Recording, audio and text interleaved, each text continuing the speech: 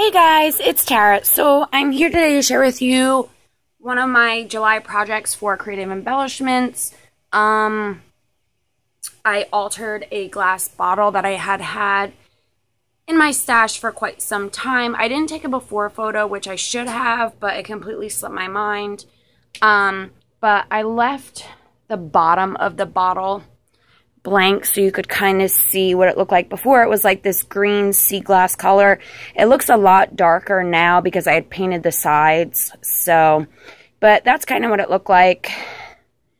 And this is the bottle itself, just to give you kind of like a close-up on what it looks like. And I'm just going to share it with you, kind of show you what I did and the products that I used. So the first thing that I did, and so I'm just using this little bottle right here so it doesn't roll. So hopefully that doesn't bother you. But the first thing that I did was I just used this regular gesso. I don't know where I got this, to be honest, but this is the gesso that I've been using for a while. And I used like a really thick paintbrush and kind of just did strokes up and down, leaving some of the original green of the bottle visible. And then I went in with this black acrylic paint and did the same exact thing, just to kind of like whitewash it. And then I went in with some black just to show like the depths of the little ridges and that kind of stuff. And then next, I went in with my modeling paste, and this is the kind I use, just Liquitex from Hobby Lobby. It's $13.99. I went in with that just with my finger and took like globs of it and kind of just placed it where I wanted it to be, just to give it some raised texture and dimension. And then after that, I went in with this Finnabar clear crackle texture paste. And I had to I applied it with my finger. I just use my hands a lot. It kind of just, you know, I can do what I want with it. And I really put on like really generous amounts of that. And I let it air dry. So it takes a lot of patience and a lot of dry time. Because when you use a heat gun on the crackle paste, it tends to like lessen the effect of the crackle. So I let it dry like almost overnight, and I honestly wasn't really happy with the effect at all. It didn't give me like the crackle that I wanted. So I went in with my Tim Holtz Distress Crackle Paint, and I pretty much used almost the entire bottle, but I finally got the desired effect. It's probably gonna be hard to see on camera, but you could see some of it right here. Kind of just, it gives like that little distressed crackle in the paint. So I did that. And then next I went in with all of my sprays. Now I used quite a few different sprays just because I wasn't really sure like what color scheme I wanted it to be. And I wanted to just give it, you know, like an aged kind of look. So I'll just show you the sprays that I used. I used this Glimmer Mist in Lily Pad.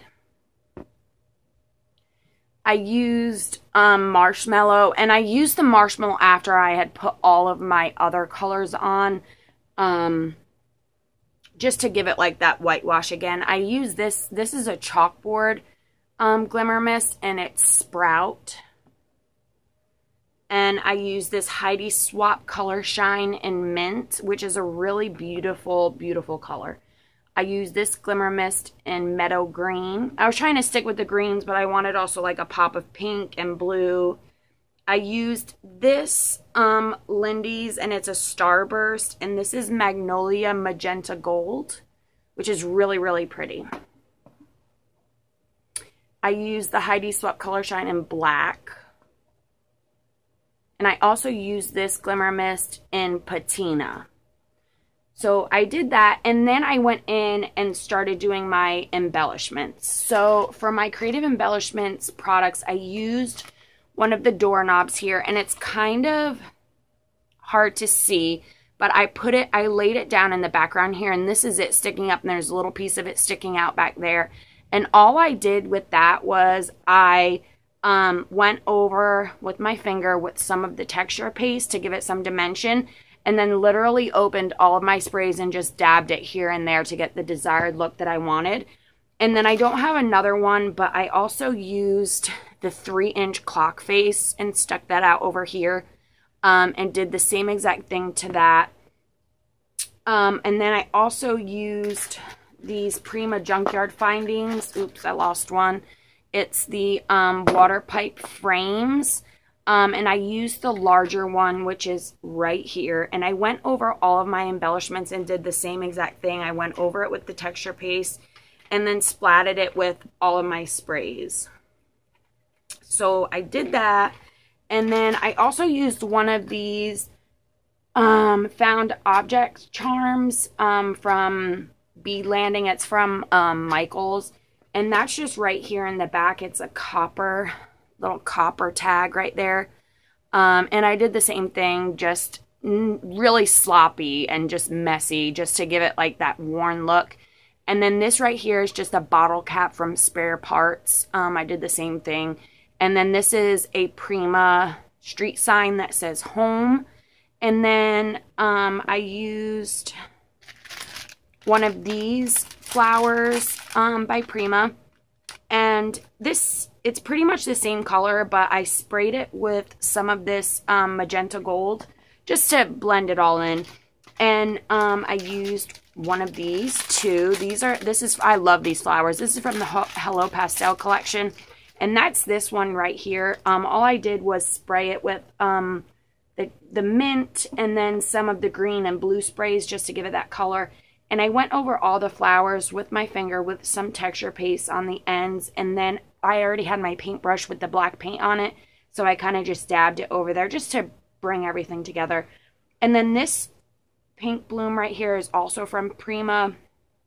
I just had it left over in my stash from a previous project.